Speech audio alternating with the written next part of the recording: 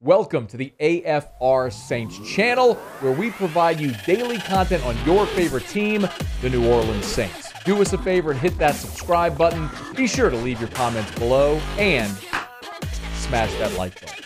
Who dat? So we're a month away from the start of the NFL league year, March the 16th. That's when free agency will begin. Of course, teams will have to be under the salary cap, so the Saints have a lot of work to do.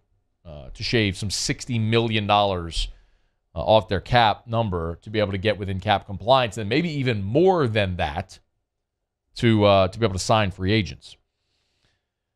And one of the biggest questions that they're going to have to answer is who's going to be your quarterback. And Jameis Winston makes the most sense. He's been here the last 2 years. He's a free agent. He's coming off the knee injury. Do you want to commit to Jameis for some length of time? That's sort of the most obvious answer. We've had a lot of conversations about Rodgers and Russell Wilson or Deshaun Watson based on what it might cost, or did the Saints go draft? Interestingly, there's a new mock draft out today from the folks at USA Today Sports. And a lot of what you see in that mock draft is what you're seeing in most mock drafts, quite honestly. It's Evan Neal going number 1 overall to Jacksonville, the big offensive lineman out of Alabama. Something that may actually be a little concerning for LSU fans is that Derek Stingley has fallen and continues falling in most mock drafts. The Lions taking Aiden Hutchinson 2nd overall. Kyle Hamilton, the safety out of Notre Dame, 3rd to Houston in this mock draft. Kayvon Thibodeau going 4th to the Jets. The offensive tackle, Ikem Ekwonu out of NC State, going 5 to the Giants. Sauce Gardner, the cornerback from Cincinnati, went 6 to Carolina. And Stingley doesn't hear his name called, according to this mock draft, until the 10th pick, where the Jets, with a pick from Seattle, take Derek Stingley. Remember, for every pick you drop, you generally lose about $1 million on that slot value. And so for Stingley, who was projected like 4th to the Jets in every mock draft, to fall at 10th, that would cost him about $6 million. So I can understand why, man, if you're Derek Stingley, boy, you've got to go have a big combine. Quarterback is going to be fascinating. The Washington Commanders, remember that's the new team, taking Malik Willis at 11. And then another quarterback doesn't come off the board until 18, when the New Orleans Saints select Kenny Pickett from Pitt. We have seen a lot of mock drafts that have the Saints taking a quarterback, be it Matt Corral, some Malik Willis. Here it's Kenny Pickett. And the write-up, very briefly, not to be prematurely unfair, but let's be prematurely unfair. He has done some Drew Brees-like traits, given his poise, accuracy, quick release, and production, plus an average arm. Pickett can also make more plays with his legs than Brees and could stabilize the position with veterans Jameis Winston and Trevor Siemian likely moving on. That's interesting. Do those two veterans move on? This conversation is going to start with what the Saints do next year. It's going to start with Jameis Winston. It's going to start with whether or not the Saints re-sign him. If Winston has a better opportunity somewhere else and moves on and has the opportunity to be a starter, respect. I am very much a believer in what Jameis Winston can be, especially if you give him Michael Thomas and a full arsenal of weapons. Physically, he is the best talent of the quarterbacks we've talked about, and he's also the most accomplished.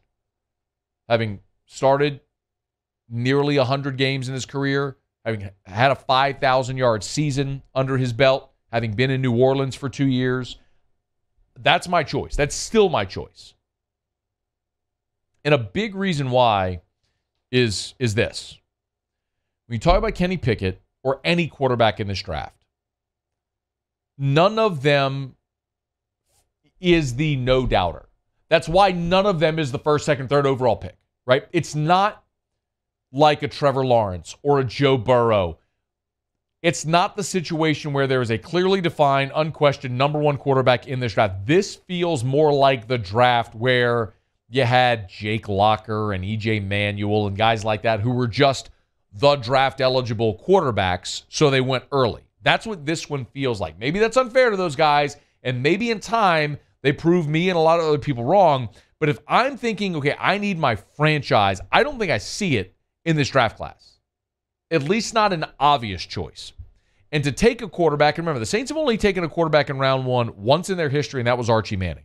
It's not to say that they won't, but I also want to remind you, the Saints drafted a quarterback last year, and you may roll your eyes and go, oh, Ian Book, but they used a fourth-round pick on a guy that they really liked, a guy that won a tremendous amount in college, a guy that's a bit undersized, has some growing to do, but isn't that the same thing we're talking about with these guys? I'll ask it to you this way. If Ian Book were in this draft, wouldn't he more likely resemble Matt Corral, Kenny Pickett, as far as production in college and some of the questions? It's just he came out in a draft class where you had some more notable quarterbacks, and so he fell. But if you're desperate for a quarterback, you're going to take the guys that are there at the top this year. So I'm not desperate for New Orleans to take a project, a sit-and-wait guy, which any of these in round one feels like it would be. The other thing I'll tell you is sometimes when you take a quarterback in round one, even in the top of round one, it's no guarantee. This is a list of 11 quarterbacks that could be on the move this season.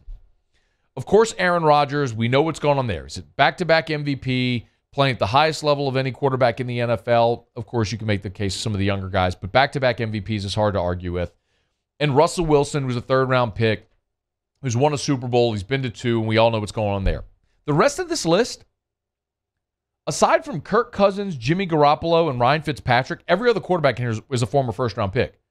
Deshaun Watson, and Houston gave up a ton to move up to get him. Carson Wentz, former first-round pick. It looks like the Eagles gave up a ton when they moved up to number 2 to take him. And then, of course, he was sent to Indianapolis. And after 1 year, it looks like Indy's done with him. Kyler Murray, the former number 1 overall pick. Could the Cardinals be done there? Jameis Winston, we know, is the former number 1 overall pick. Mariota was the former number 2 overall pick right behind Jameis Winston. He's become a vagabond backup in this league. Teddy Bridgewater is a former first-round pick who basically has been proven to be a pretty good backup, but not really a starter. A quality starter, a championship caliber starter. So even when you're talking about taking a first-round pick, you're not necessarily talking about a guy that's proven is going to be your franchise. The counter-argument to that is you won't know unless you pull the trigger. I mean, maybe there were people in Baltimore that weren't pumped about Lamar Jackson, taking him at the end of round 1, but he's already won an MVP.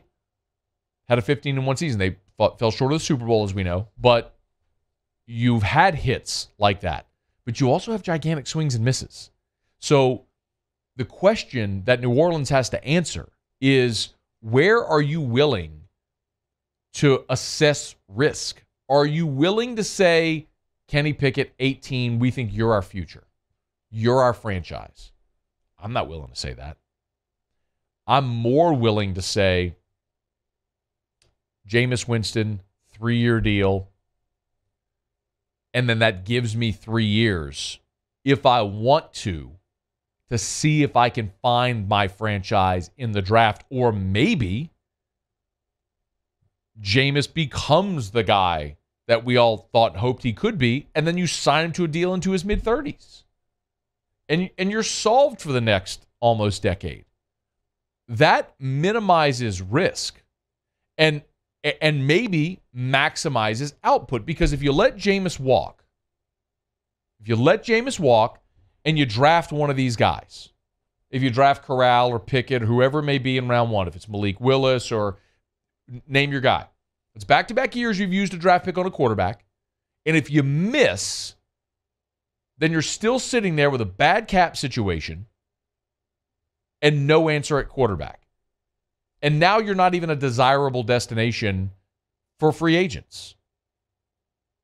Give me the guy that has the greater upside with the lesser risk that's going to be more affordable. That's Jameis Winston. I still think that's the direction they have to go. If you can work a deal to get Aaron Rodgers or to get Russell Wilson, to get Deshaun Watson, we've talked about that. Like, that's a no-brainer.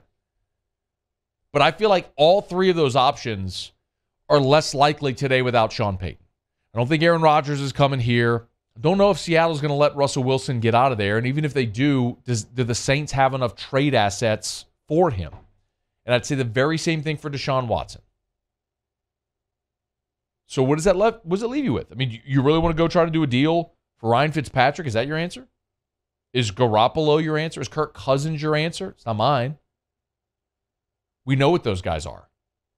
Give me the guy that physically has the potential in the right situation to be the guy. And I think that's Jameis. I'm still going to say I believe that's Jameis.